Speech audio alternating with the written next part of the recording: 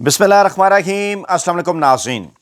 दोस्तों, अमेरिका और पाकिस्तान के सफारती हलकों का यह दावा है कि अमेरिकी इंतज़ामिया की जानिब से पाकिस्तान की अस्करी इस्टेब्लिशमेंट को ईरान और अमेरिका के दरमियान मुज़ाकरात के हवाले से 24 घंटों की मोहलत दी गई है। 31 मार्च की रात 12 बजे तक के हवाले से कहा गया है कि अगर आप ईरान को हमारी शराइत के ऊपर मुज़ाकरात पर जंगबंदी पर रजामंद कर सकते हैं तो कर दें, बसूरत दीगर ज़मीनी कार्रवाई की जानिब बढ़ा जाएगा। और इसके साथ साथ ये दावा भी किया जा रहा है कि ऐसे हालात में पाकिस्तान को लेने के देने पड़ सकते हैं। पाकिस्तान की जानिब से इस बात की यकीन दहानी कराई गई थी अमरीकी इंतज़ामिया को कि वो आपके ग्राउंड्स पर, आपकी शराइत पर ईरान को ले आएगा, कोई दरमियानी रास्ता निकालेगा। ईरान को भी यही कहा गया था। और मुझे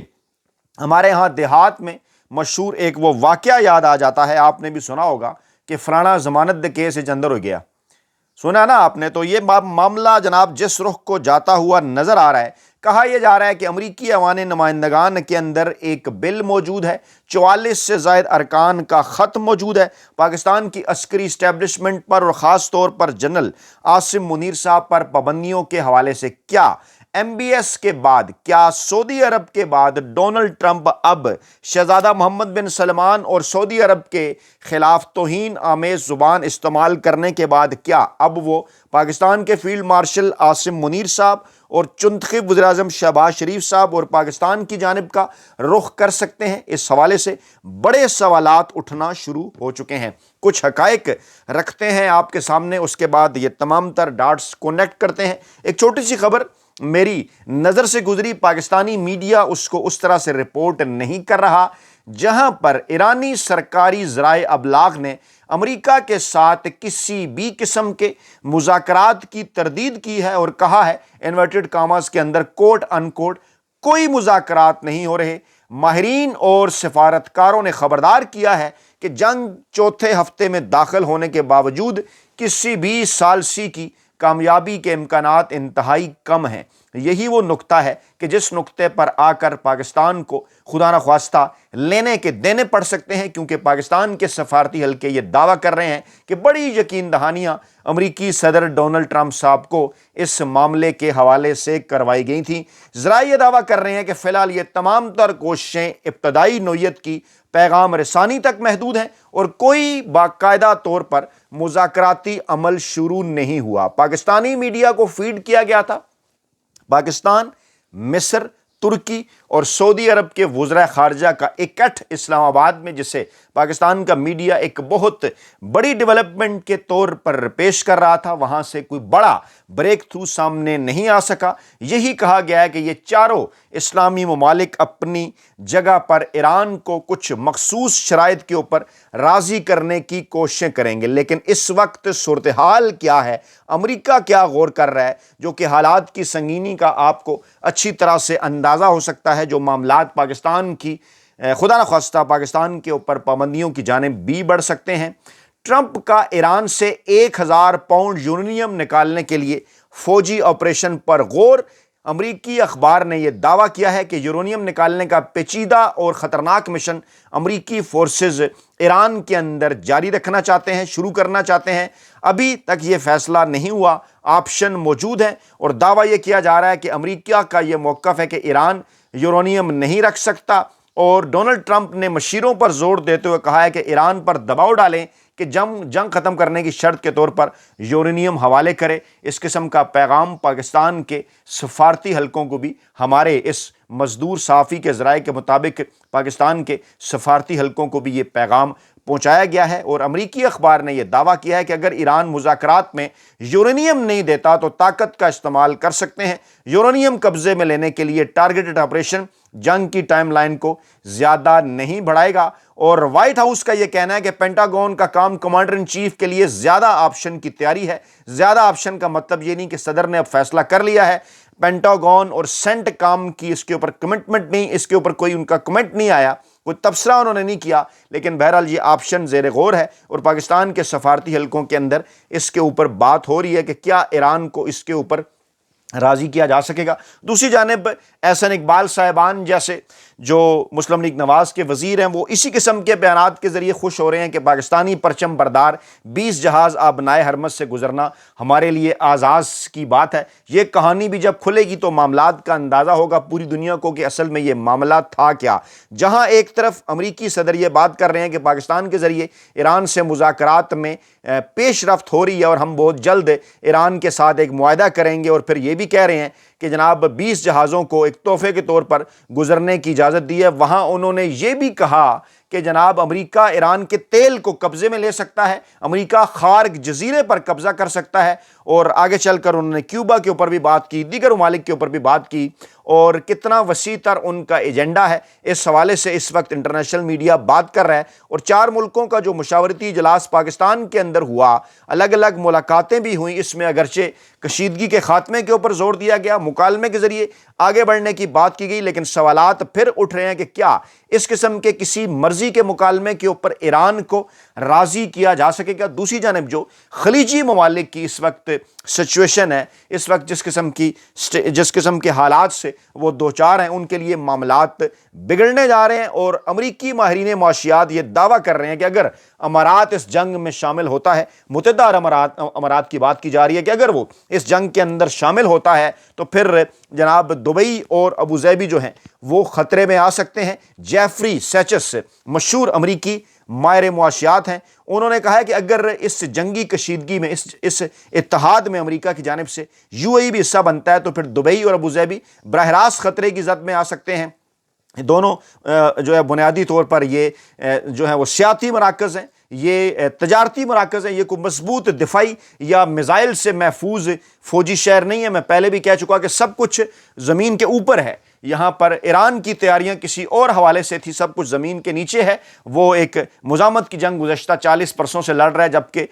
جو خلیجی ریاستیں ہیں وہاں پر سب شوشہ تھا، سیاحتی مقامات اور اس قسم کی چیزیں اٹریکشن تھی، سب کچھ سامنے ہے اٹریکٹ کرنے کے لیے لوگوں کو۔ ایسی صورتحال کے اندر جنگ میں اگر وہ شامل ہوتے ہیں تو ان شہروں کا جو معاشی ماڈل ہے اور عالمی سرمایہ کاری کا جو تصور ہے اس کو جناب نقصان پہنچ سکتا ہے۔ اور امریکہ اور اسرائیل کے ساتھ قریبی اتحاد کر کے اس وقت امارات نے خود کو مشکل میں ڈال دیا ہے، یہ کہنا ہے امریکی ماہر معاشیات کا کہ جناب سلامتی مکمل طور پر امریکی تحفظ کے اوپر وہ ڈیپینڈ کر رہے ہیں، اور بعض اوقات امریکہ کی دوستی بڑی مہلک ثابت ہو سکتی ہے، کیونکہ ایران نے یہ خبردار کیا ہے خطے کے ممالک کو کہ وہ اپنی سرزمین امریکی فوجی کارروائیوں کے لیے استعمال نہ ہونے دیں، اور آگے چل کر امریکہ اگر ان معاملات کو آگے بڑھاتا ہے تو مزید جو کشیدگی ہے وہ خطے میں بڑھ سکتی ہے۔ یہاں سے آپ اندازہ لگا سکتے ہیں۔ پھر دوسری جانب شمالی کوریا کی اپنی ایک پوزیشن ہے، اس خطے سے ہٹ کے باہر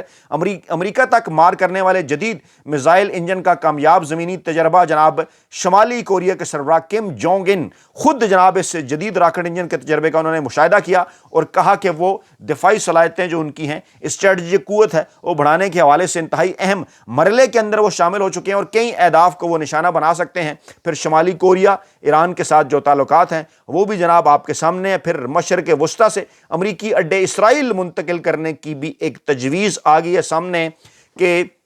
اسرائیل میں کوئی مستقل امریکی اڈا موجود نہیں ہے، بلکہ امریکی اڈے آپریٹ کر رہے ہیں خلیجی ریاستوں سے، سعودی عرب ہو گیا، قطر ہے یا پھر UAE ہے۔ اور اب یہ کہا جا رہا ہے کہ جناب مشترکہ فوجی تنصیبات اسرائیلی اڈوں کے اندر قائم ہیں۔ زیر غور ہے یہ بات کہ نئے فوجی کمپلیکس اسرائیلی میڈیا کے اندر امریکہ کے لیے اسرائیل میں بنائے جا سکتے ہیں۔ ایران نے سعودی عرب پر جو تازہ ترین سعودی عرب میں امریکی ایئر بیس پر حملہ کیا، $700 ملین کا طیارہ انہوں نے تباہ کیا، جس کے بعد اس بات کے اوپر غور کیا جا رہا ہے کہ ان اڈوں کو اب سعودی عرب سے اسرائیل کی جانب جو ہے وہ منتقل کر دیا جائے، کیونکہ اہم اثاثوں کو نشانہ بنایا جا رہا ہے۔ سعودی عرب میں واقع پرنس سلطان ایئر بیس پر یہ حملہ ہوا، جس میں 6 بیلسٹک میزائل، 29 ڈرون جس کے اندر استعمال کیے گئے، اور ایک بوئنگ E-3 سینیٹری AWACS جسے کہا جاتا ہے یہ طیارہ بھی متاثر ہوا۔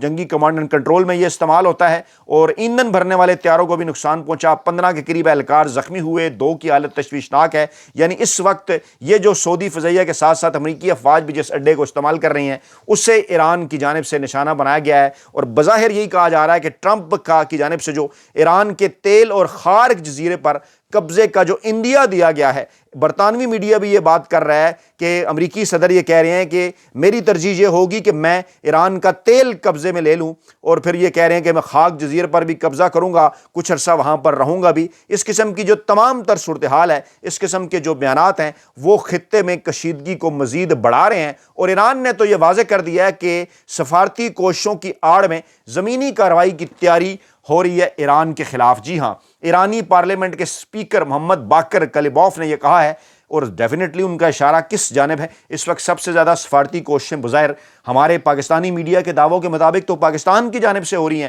تو پھر جب یہ دعویٰ کیا جاتا ہے کہ پاکستان خود کو ایک مسالت کار کے طور پر پیش کر رہا ہے، ایک ثالث کے طور پر پیش کر رہا ہے، تو پھر سوالات اٹھتے ہیں کہ اگر اس ثالثی کی کوششوں کے دوران، جب بظاہر جنگ بندی کا اندیا ظاہر کیا گیا امریکہ کی جانب سے، اگر اس دوران بھی امریکہ کی جانب سے تیاریاں زمینی کارروائیوں کے حوالے سے جاری ہیں، اسرائیل کی جانب سے ان کے اوپر حملے کیے جا رہے ہیں، تو پھر ایران کے پاس دفاع کا حق تو ہے۔ اور اگر جنگ کو زمینی کارروائیوں کی جانب بڑھایا جاتا ہے، تو پھر جو اسرائیل کے ہمسایہ خلیجی ریاستیں ہیں، وہاں پر حالات مزید تشویشناک ہو سکتے ہیں۔ اس بات کا احساس سعودی عرب کو بھی ہے، اس بات کا احساس UAE کو بھی ہے، اس بات کا احساس قطر اور دیگر ممالک کو بھی ہے، اور سعودی عرب نے پاکستان کے بعد جو یوکرین سے دفاعی معاہدہ کر لیا ہے، وہ اس جانب اشارہ کرتا ہے کہ یقیناً سعودی عرب بھی اس وقت پاکستان کے علاوہ کچھ دیگر آپشن بھی دیکھ رہا ہے، کیونکہ پاکستان کی پوزیشن خاصی نازک اور مشکل ہو سکتی ہے، جسے میں نے پہلے بھی کہا کہ خدا نخواستہ لینے کے دینے پڑ سکتے ہیں، کیونکہ اس وقت ذکر کیا جا رہا ہے کہ امریکی صدر نے کیونکہ کہا تھا کہ ہمارے جوان آپ کا انتظار کر رہے ہیں، اور اس وقت ایران نے یہ بات کی کہ اگر آپ زمینی کارروائی کی تیاریاں چھپانے کے لیے مذاکرات کو استعمال کر رہے ہیں تو آپ خاطر جمع رکھیں، آپ کا مقابلہ کرنے کے لیے ہم تیار ہیں۔ $700 ملین کا بوئنگ 3 جاسوس طیارہ $20,000 کے شاہد ڈرون نے تباہ کیا۔ کہاں $20,000، کہاں $700 ملین۔ یہ ہمارا جنگ کا خرچہ ہے اور یہ آپ کا ہے، تو آگے بھی اس قسم کے تمام معاملات ہم دیکھنے کو تیار ہیں۔ پاکستان میں علامہ طاہر اشرفی صاحب وہ شخصیت ہے جن کی جانب سے شاید پہلا بیان سامنے آیا امریکی صدر ٹرمپ کے سعودی ولی عہد سے متعلق جو نازیبا الفاظ ہیں ان کو انہوں نے افسوسناک قرار دیا۔ کہا جا رہا ہے کہ مذمت کی، اور پھر انہوں نے تعریف بھی کی ولی عہد کی کہ وہ بڑے بہادر ہیں اور صبر کر رہے ہیں، اور پھر سعودی عرب، پاکستان اور ترکی کا ذکر کیا، پاکستان اور سعودی عرب کے دفاعی معاہدے کا ذکر کیا، کیونکہ میامی میں سعودی انویسٹمنٹ فورم سے خطاب میں امریکی صدر ڈونلڈ ٹرمپ نے یہ کہا تھا کہ محمد بن سلمان کو معلوم نہیں تھا کہ انہیں میری چاپلوسی کرنی پڑے گی۔ محمد بن سلمان سمجھتے تھے کہ ٹرمپ بھی دوسرے امریکی صدر کی طرح کوئی ناکام آدمی ہوگا جن کے ہر دور میں ملک زوال کا شکار تھا، اور پھر جب اس قسم کا بیان ڈونلڈ ٹرمپ کی جانب سے سامنے آیا کہ میں کامیاب لوگوں کے ساتھ زیادہ وقت نہیں گزارتا کیونکہ وہ اپنی کامیابی کے قصے سناتے ہیں، میں ناکام لوگوں کے اندر خوش ہوتا ہوں تاکہ انہیں اپنی کامیابی کے قصے سناؤں، تو پھر کچھ تصاویر شیئر کی جاتی رہیں سوشل میڈیا کے اوپر کہ کن کی طرف یہ اشارہ ہے، کیا سعودی قیادت کی طرف اشارہ ہے، پاکستانی قیادت کی طرف اشارہ ہے، کیونکہ شہباز شریف صاحب کے تو ایسے بیانات، ایسی کئی اس قسم کی ان کی ویڈیوز ہیں جس میں وہ ڈونلڈ ٹرمپ صاحب کی تعریفیں کر رہے ہیں۔ پھر ڈونلڈ ٹرمپ صاحب نے پاکستان کے فیلڈ مارشل صاحب کو پسندیدہ فیلڈ مارشل بھی قرار دیا، لیکن کس وقت ڈونلڈ ٹرمپ کی خباثت کا شکار پاکستان کی قیادت ہو سکتی ہے، اس پر اب بڑے سوالیہ نشانات اٹھ رہے ہیں، اور ایک بار پھر میڈیا نے یہ باتیں ڈسکس کرنا شروع کر دی ہیں کہ پاکستانی فوجی سربراہ کے خلاف پابندی کا بل جو کہ مارچ 2025 میں آیا تھا، 26 مارچ کو، 1 سال اس کو ہو گیا، اور کہا یہ گیا تھا کہ جناب یہ کمیٹیوں کے پاس جائے گا، وہاں سال اس کے اوپر ڈسکشن ہوگی، غور ہوگا۔ اس بل کے اندر سابق وزیر اعظم عمران خان کے ساتھ ظلم سمیت انسانی حقوق کی جو خلاف ورزیاں پاکستانی حکام کی جانب سے اس بل کے مطابق چل رہی ہیں، وہ پاکستانی حکام پر پابندیاں عائد کرنے کا مطالبہ کیا گیا تھا، اور جو ہے وہ اس میں ریپبلکن قانون ساز بھی ہیں، اس میں ڈیموکریٹک رہنما بھی ہیں، اور اس میں باقاعدہ طور پر پاکستانی فوج کا نام بھی لیا گیا، عمران خان صاحب کو سیاسی قیدی قرار دیا گیا، عاصم منیر صاحب کا اس کے اندر نام بھی ہے، اور اس کو ہیومن رائٹس اکاؤنٹیبلٹی ایکٹ کو استعمال کرنے کی اس کے اندر global Magnitsky human rights accountability act, American Pakistani اس کو سمجھتے ہیں، اس کو استعمال کرنے کی اس کے اندر کوشش ہوئی ہے کہ 180 دن کے اندر پابندیاں عائد کر دی جائیں پاکستان کے آرمی چیف پر۔ یہ اس بل میں لکھا ہوا ہے اور 180 دن سے زیادہ ہو چکے ہیں۔ پھر امریکی قانون سازوں کا ایک خط ہے، کوئی 45-50 کے قریب امریکی قانون ساز جنہوں نے جو پاکستان میں انسانی حقوق کی جو بگڑتی صورتحال ہے، جو بین الاقوامی جبر کی مہم ہے، اس کے اوپر بھی انہوں نے شدید تشویش انہوں نے ظاہر کی، اور انہوں نے یہ کہا، مارکو روبیو کو یہ خط لکھا جن میں کئی مسلمان ارکان کانگریس بھی شامل ہیں، جیسے الہان عمر ہیں، جیسے راشدہ طلیب ہیں۔ ان تمام ارکان نے یہ بات کی ہے عمران خان صاحب سمیت سیاسی قیادیوں کا ذکر کرتے ہوئے کہ امریکہ پاکستان کی جو عسکری قیادت ہے، نام لے کر فوجی قیادت اور سیاسی قیادت، ان کے اوپر پابندیاں لگائے کیونکہ وہ پاکستان میں انسانی حقوق کی خلاف ورزیوں میں ملوث ہے۔ اور یہ معاملہ اس لیے بھی اود کر آ چکا ہے سامنے کیونکہ یورپی یونین میں بات ہو رہی ہے، امریکی ایوان نمائندگان میں بات ہو رہی ہے، برطانوی ایوان کے اندر بات ہو رہی ہے، عمران خان صاحب کے صاحبزادے بھی میدان عمل میں ہیں۔ یہ تمام تر معاملات بتا رہے ہیں کہ اگر ایسے موقع کے اوپر خدا نخواستہ پاکستان کو سفارتی سطح پر امریکہ اور ایران کے درمیان کسی قسم کی سفارتی ناکامی ہوتی ہے، دونوں ممالک ناراض ہوتے ہیں، تو امریکی صدر کے غیظ و غضب کا، ان کی خباثت کا نشانہ پاکستان کی قیادت بھی بن سکتی ہے۔ اس کا خدشہ ظاہر کیا جا رہا ہے۔ اپنا بہت خیال رکھیے گا، دعاؤں میں یاد رکھیے گا۔ نئی ویڈیو کے ساتھ جلد حاضر ہوں گے۔ اللہ نگہبان۔